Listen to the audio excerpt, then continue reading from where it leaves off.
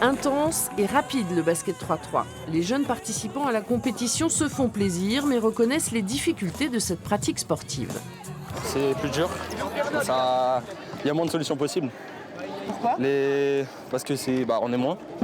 Et le cardio, faut en avoir, parce que sinon ça marche pas. Ça permet de jouer beaucoup plus vite, il y a moins de temps, on a que 12 secondes pour attaquer, donc il faut trouver des situations beaucoup plus rapides.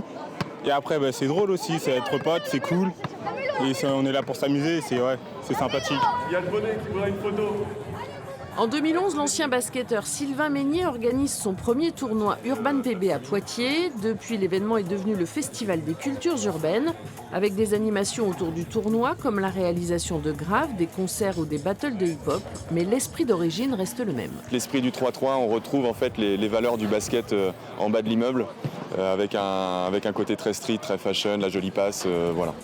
Depuis 2016, le basket 3-3 est devenu discipline olympique et rencontre de plus en plus de succès. Ça va être un des moments forts des JO de Paris 2024. On sait déjà que le terrain va être place de la Concorde.